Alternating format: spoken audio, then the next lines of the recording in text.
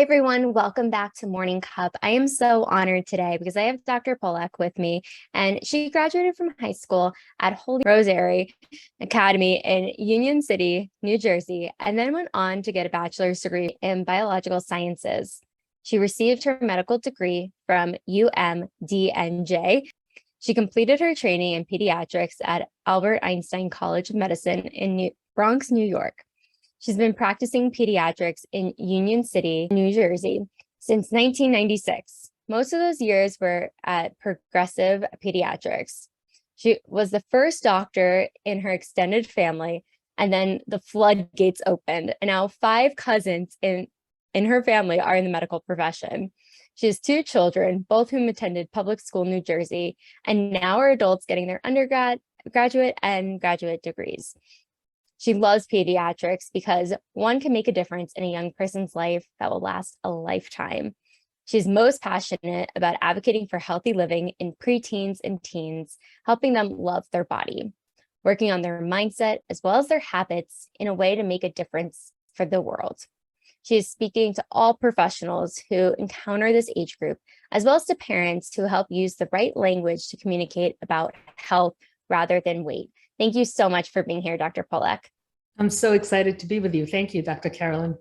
Thank you. I'm so excited to dive into your journey, but you've had quite the journey and really a true leader in your family as well when it comes to the medical profession. But I would love to know, what was that drive to go into pediatrics? So to be perfectly honest, I was the oldest of all of the cousins in my family. So everybody, whenever we'd get together, and there's quite a few of us, we'd all get together and I'd be like in the room taking care of all the kids. And then the parents would be in the other room, doing their thing. So I've been like with kids all my life. I'm a few years older than most of them, 4 or 5 years older than most of them. So it was always fun, right? We got to organize together and play together. And then as we grew older, also being teens together was a lot of fun. So I enjoy children very much. And when I made it into medical school, you do, little rotations. So every 3 months you change a specialty. This is the only one that truly spoke to me. And I was like, my mind is made up. I am not going into anesthesia. I am not going into surgery. I want to just be with kids all day. And I have to be honest, sometimes it's a challenge because the toddlers don't love you, but the majority of the patients do love you. I believe that, especially when it comes to like shots or anything like that. I have a niece toddler age now, and she does not like going to the doctors for the shots. Exactly. But she likes her doctor, which is important. So it goes back to being the oldest. So you had kind of set the tone for all your cousins as well. And I think it's amazing that you were the first in your family, extended family, to go all the way, because it is a journey. I know in the psychology field, it's a long haul as well, but a little different when it comes to medical school. But I love the fact that you focus on teens and preteens and just really about loving their body. My dissertation is all about the mind-body connection and mindful eating, especially that age group where it's preteens and teens, so they can really truly understand how to really nourish their mind and their body. But I'm curious, what kind of drew you in there? What is that love for you? I think it was because I saw a lot of people cry in my practice. To tell you the truth, before the pandemic, I saw many patients per day, and I saw 90% physical ailments and 10% mental, emotional ailments. The pandemic hit us, and now I'm dealing with about 50-50, to tell you the truth, Dr. Carolyn. Wow. So half of the kids that walk through my practice doors are now dealing with emotional, mental health issues, and a lot of those revolve around body image. Especially in that age group, that, right? This is what you do for a living. So I feel like kids in middle school are really targeted by other kids and teased, and the things that go on in preteen life are so painful sometimes. And I address it head on with them. I ask the direct question, how are you socially? How many people do you sit with at lunch? What's the conversation like? to figure that out. But when I walked into my office day after day after day, and each exam room has a patient in it who, when they look at the scale, they cry, I figured I needed to change my practice. Right there, we can't just continue to be the same. So change needed to happen, and it happened in my own mindset after an interesting story that I'd like to tell you. After I was doing a well checkup on a young man who was about 14 or 15, and he had gained a bit of weight. And I always showed the growth chart to the patient and to the parent to show them progression. And after I showed him his growth chart, weight and height, and BMI chart, he looked at me and he goes, "I did not give you permission to talk about my weight." And I was like, "Whoa, child, okay." He's like, "You should not be talking about that unless I give you permission. It's a sensitive topic." And I was like, my apologies. And, kind of took me aback a bit. And then I learned my lesson, right? What is my lesson? My lesson is talking about weight is painful. Right? It's just a painful situation. Even if you talk about how well they're doing at this moment, it makes them take it home so that if they're not doing well that day, it makes them feel bad. Right? Mm-hmm.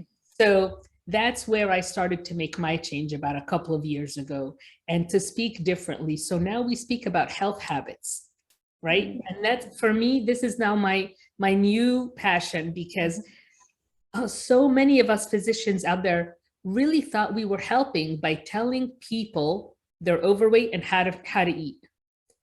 But we can say to them, your unhealthy habits are affecting your life. Mm-hmm. And would you like to change any? Let's go on a health journey together. So I am no longer using the word weight loss. I'm not using the numbers to look at a child's health or a patient's health. I'm just looking at their mini habits. What are they doing? Are they moving every day? Right? Mm-hmm. Are they choosing foods that are healthy about 80% of the time? Because nobody's 100%. Right? Right? If you've got the 80-20 rule, 80% of the time you're eating healthy, the other 20% less healthy. Okay? Then you know what? You'll be okay. It's if you're moving, right? You just gotta move. And so we focus on those things and little tiny habits that over their lifetime should make a difference. And I've seen it in the matter of the last couple of years. It really makes a difference with that mindset shift. So that's why I started doing that. Well, thank you for sharing that. And I think it's just so refreshing to hear that, because I think more physicians and in pediatrics and all across the world in medical aspect are really focusing in more on the mental and emotional aspect of a child, especially at that age too, because we have so many opportunities to help mold them so they don't have issues when they're adults and all the other things that come with that when it comes to health. But I do know too, when we address it head on, that's how the change can happen. And really focusing on the language, like you mentioned, and like I mentioned in your bio too, of that communication, that language that we speak to children too, because that can trigger so many things. I mean, I grew up in the gymnastics and cheerleading world, so I saw a lot of things around me personally, but with body image and how that really impacts children at such an early age when they want to have fun and play and be happy, but like asking those questions directly can make such a difference. I'm curious, how do you work with the parents too when the child comes in? Yeah.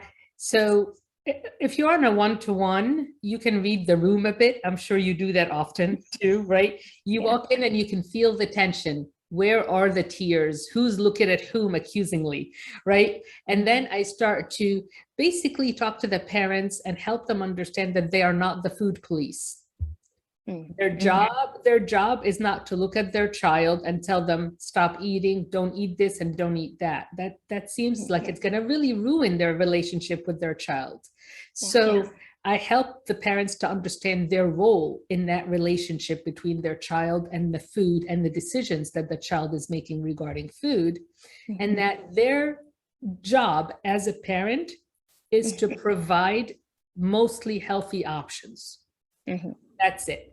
Their job is the gatekeeper of what comes into the household. Yes. Once it's in the household, they cannot be the food police because that's a really hard job, right? And nobody wants it, and nobody wants to be policed. No. Right? Not in that way. So that's usually for me the discussion. What do you see your role as? And let's change that mindset. And your role is now actually in the supermarket, right? When you're in the supermarket, if you look at your shopping cart and you see in it sugar drinks, right? You see in it processed foods, a lot of chips, cookies, etc., and it's not filled with healthy, fresh or frozen fruits and vegetables. If it's not filled with healthy proteins, then let's change that. And we go through their shopping cart, their imaginary shopping cart. And we see what one or two things they can just take out of the cart. And then we change their mindset about what the kid needs in school. Does my child have to have a snack in school that comes in a bag? Right? Do we have to do that? Really think about it. What happens if your child's snack is an apple? Instead of that bag of pretzels? What happens if it's an apple and a bottle of water instead of cookies and juice or chocolate milk? So those little tiny micro habits is what I call them. For children, they can, over the years, you can really see a huge difference. And I've followed it. I followed that BMI that used to be going straight up. I followed it become flat. Wow.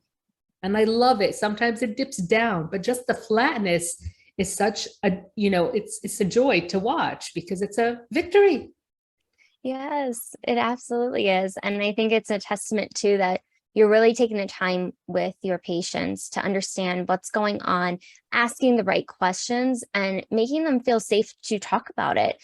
Because a lot of times, like I know growing up, going to the doctor was in and out very quickly and didn't take that time with any patients. I would see like there would be so many people in the waiting room and things along those lines. But to hear that there is pediatricians, there are individuals out there really taking the time to find out what's going on so we can counteract any problems that could be potential issues later on in life. And I think that's so rewarding just hearing too, seeing you track it as well and seeing that difference you're making in those children's lives, but also the whole family, because that impacts not just one person, but everyone around them in that environment. But I love that. So what has been when it comes to your journey of like going to school and everything like that, I'm sure if somebody's watching that wants to go to pediatrics, I know you had gone to school, you did all the work, but what did that look like? What was that like? Was there any ups and downs? I know I've had some, but if you had any. So, I think my first challenge in the United States, because I moved to the United States when I was 10 years old, not knowing any English. So I think my first challenge was to fit in, right? And maybe that's why I really relate to that age group. I was 10 years old and I certainly didn't fit in, right? In any way, Dr. Carolyn. So I had to learn the language. I was bullied in school because they didn't like many things about me that were different, right? And I used to come home crying. And then I used to come home and watch the Brady Bunch. Oh, such a good show. And I was looking at Marsha Brady. I'm like, I look nothing like you, Marsha Brady, but I want to be you. And it's so interesting, like, who you idolize as a 10 or an 11-year-old. Yes, I was never going to look like Marsha Brady. But through just, going to school, sucking it up, I suppose is the only way I could say it, because at that time there was like, if you told someone that you were being bullied, they'd be like, yeah, man up, don't worry about it. So that, and then I learned English both in school and, to be honest, from the Brady Bunch. And then high school was much better. I made 2 very good friends who were very supportive. And then in high school, I felt supported by my peers and by my teachers. And then I think that made a huge change. It was one teacher in high school who was teaching anatomy and physiology who just, I don't know why, she made me love the body. And I was like, I can do this. I'm just going to study this thing. And that's how it started. Rutgers was it's still a very large institution. So for one person, you can easily get lost, right? There's tens of thousands of students. So I felt like one of many there, and the support was different. And I remember when I was almost graduating, I needed to decide to take the MCAT or not. And I went to talk to my advisor, and he sat me down and said, look, I just don't think you're going to make it into medical school. You should just do research. And it kind of took me aback a bit. And then I made a decision that he's wrong. Clearly, I made a decision that he's wrong. I went about getting into medical school, and the medical school journey itself, I would say, is difficult. And getting in is very difficult, but once you're in, really, the work is hardcore. Right. And but you meet so many friends there, right? You meet everybody doing the same thing. So it was really great, besides the many long nights of studying. And then residency, for me, residency was a blur for many of us, right? You work 80, 100 hours a week and you have no idea. All you know is that you're learning something every day. And so I graduated residency with a ton of student loans, Carolyn. And then I took a job that I thought was going to be perfect because it was in Union City, where I went to high school. So I took the job and I was happy there for 3 years. And within the last end of the 3 years, they said, "Oh, we're going bankrupt. No more job." Wow. So they gave us 1 month notice, and I had all these student loans to pay. And I had a household at that time, and a child and a husband. And so I made the decision it was too hard for me to start my own practice. So I took a job. For 3 months, it's all I lasted. It was a toxic environment, and I ran out of there and decided to create my own environment. So that's when I started my practice. And I was in this practice not knowing what to do business-wise, to be honest, right? Just making one good decision, then one bad, one good, one bad, until I figured it out. Super scary, but it's done.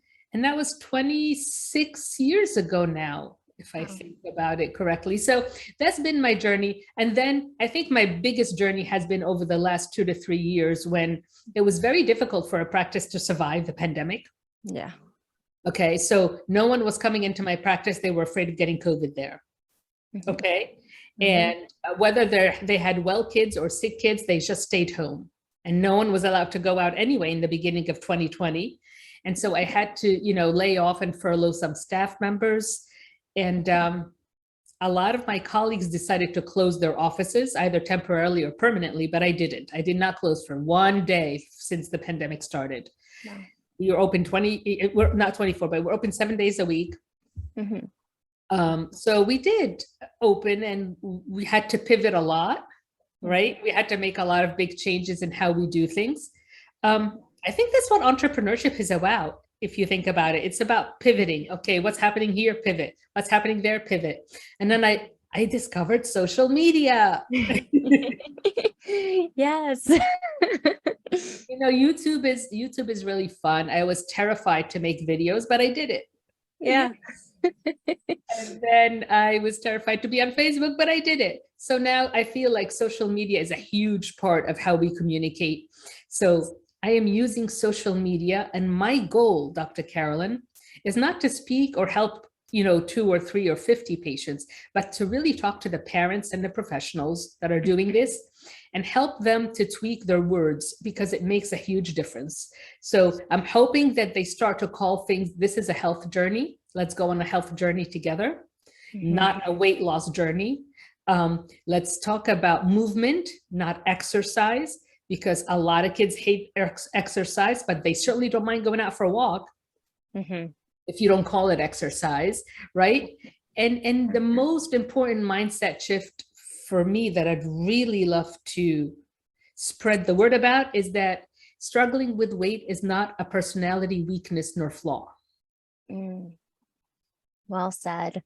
No, there's so much to unpack there, but the first thing I want to say is I am so glad that you didn't listen to, I think it was the college counselor saying that you couldn't go to medical school or just to do research. And you're like, no, I'm doing it. And I think that just shows the tenacity that you have and just the willpower of, yeah, I'm doing this. I know I can do this.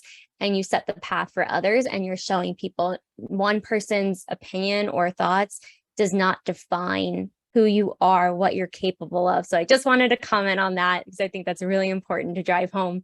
But I love that the journey, it's ups and downs. But even when you started working in Union City and then moving into another work environment that was toxic, again, recognizing when enough is enough and you need to get out of a situation that is not serving you, even if it's a few months, even if it's a few years, knowing when the time is to go and not staying stuck. Huge, huge. Because I think a lot of people will stay because it's like, well, I can just wait it out, or I'm waiting to get another job, so this looks good on my resume, or whatever it may be. Even as an entrepreneur, because of who you're dealing with business or anything like that, it's just important to know when it's time to go. And just know that there's a game plan somehow, some way. Yeah.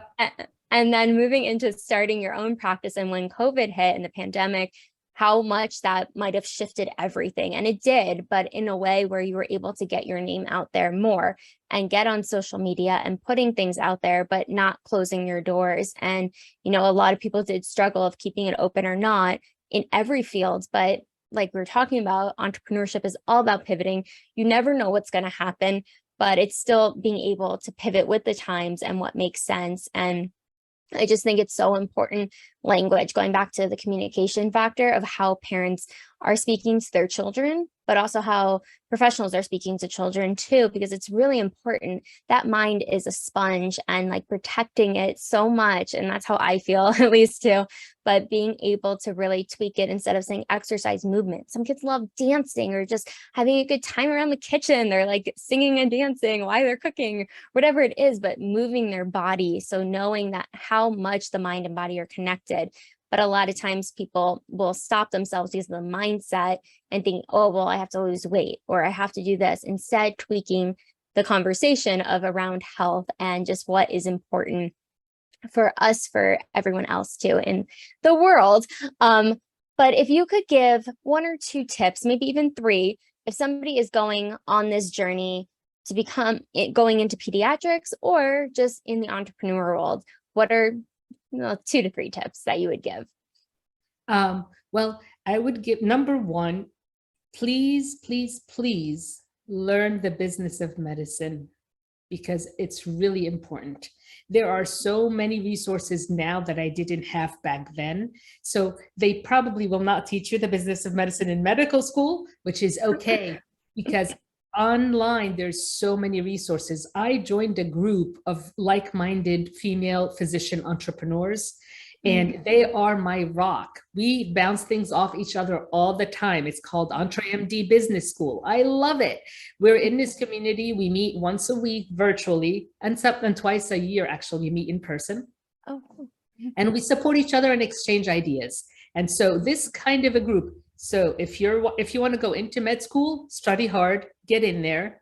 Once you're done, don't forget the business of medicine is equally important.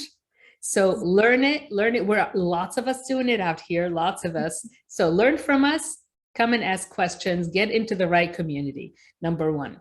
Number two is go into it understanding that if you want a successful practice or business, you must market. You can hang up your shingle and wait for people to come, and that will be successful in 5 to 10 years. Or you can get out there and make videos and go on podcasts and be proactive and post about how wonderful your practice is. And it will be great in 2 years instead of in 10 years. So you got resources, use them all. That would be number two. And number three is your team. Your team is gold, okay? If you find people who are driven by purpose, not by money, hold on to them like they are gold. And that's what I have. I love my team. I'm calling them out right now. We've hired and fired plenty of people who were driven purely by money, but my team likes to help patients. Yeah. If that's what gives your team joy, you're done. You're going to have a great practice. Those are the basics. You need a good, solid foundation of people who have done it. You need to put yourself out there, and you need a great team to support you. Yes. Yeah. Those are amazing tips. And you're absolutely right. In school, you don't learn the business side. Even if you go to school for business, you don't always learn the depth of it. And you just have to do it essentially. But I love that you said, like, when you don't put up the sign and say, okay, I'm open, and expect everyone to run in. I mean, I did when I started. That's not the case. But marketing is such a big aspect. But I love the fact that you brought in the team too, because it really is about having a solid team. So it makes everything work, because we're not great at everything. As much as sometimes I'm like, okay, I can do it. Let me take it on. I like to learn it, but then handing it off. And it goes back to like delegating and understanding too who's going to be the right fit, but people that are driven, that want to continue. So I've been having such an amazing time talking to you, and I'm sure everyone has learned so much from you, but we're going to jump into the rapid fire questions if you're ready for them. My goodness. All right. Hold on. Ready.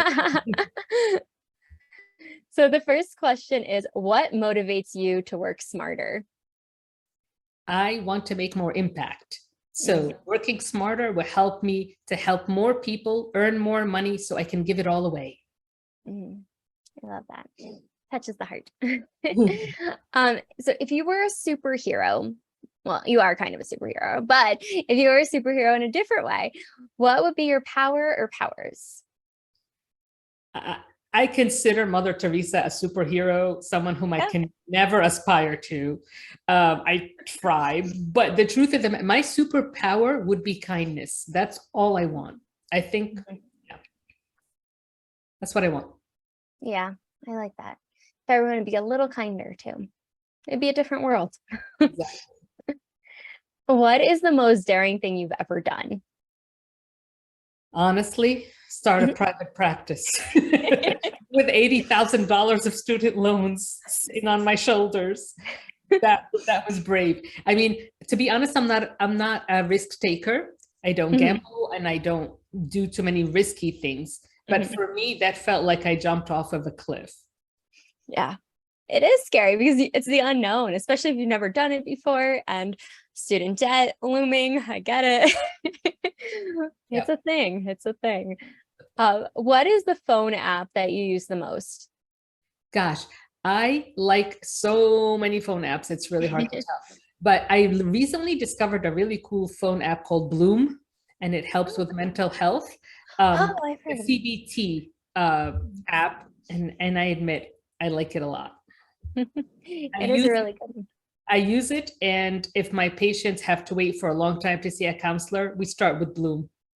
I love it, that transition. Yeah, I think it's a fantastic app. Highly recommend it. Yeah.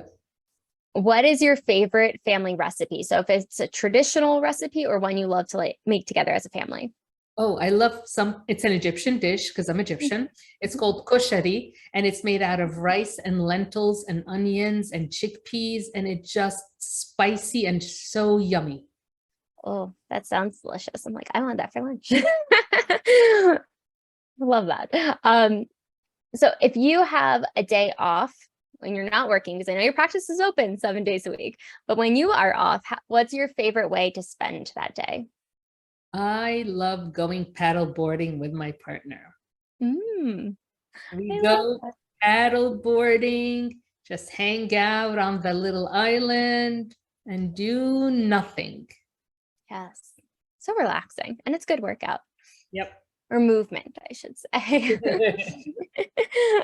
What is something an outsider wouldn't know about your industry? I think one thing people don't understand about my industry is that there are tiny profit margins, not big. We give a lot of vaccines in pediatrics, and they're very expensive, and we often lose money on them. So vaccines, I will order a vaccine and one dose could be $150, and the insurance company contract can pay me $160 $60, but because I also spend money on the needle and on the syringe and on the other supplies, and I also spend money on the person giving the vaccine, it turns out to be a losing proposition. So if there's anything I'd like to change, it's the fact that I would like vaccines, which in my opinion are life-saving, to be either a little less expensive or to be paid more. Yeah. So that's the one thing, like the profit margins are very, very little. We never make money from vaccines or injectables. And our goal is to serve our patients. So we have to have our doors open, right? No money, no rent, can't leave the doors open. So that's the hardest part of the business of medicine at this point. Wow. I had no idea, and I'm sure people listening to have no idea unless they're in it. But that's a really important aspect because your whole mission and everything you've been talking about is healthy living, really helping people live a healthy life. Yes, vaccines are important for especially as children and the ones that we always get like when we're born up until like certain ages. But yeah, I had no idea. That just like blew my mind. But Dr. Polack, thank you so much for coming on today. Before I let you go, where can people find you? Where is your practice? We'll link everything below in the description, but if you could let us know too. So for those of us in New Jersey, I am in North Jersey, Progressive Pediatrics. So you can find me at progressivepediatrics.com. And there you'll find some links for my LinkedIn account and my YouTube and Facebook account. And I would absolutely love anyone who would ask me to be a speaker at their event or podcast. Just message me on Facebook or LinkedIn. I would really enjoy being a speaker. Well, thank you so much, Dr. Polack, for being here today, for sharing your journey, the ups, downs, everything in between, but just your love for helping children really be healthy from the inside out, and also educating the parents on that too, and really changing the way the healthcare system is. So we appreciate you being here today and just sharing everything that you did. And thank you for the great questions. I appreciate it. Absolutely. Thank you. And make sure to like, subscribe, comment below. What was the biggest takeaway from Dr. Polack? I'm sure she would love to know what you had to think or say, so she can read that too. And we'll see you on the next video.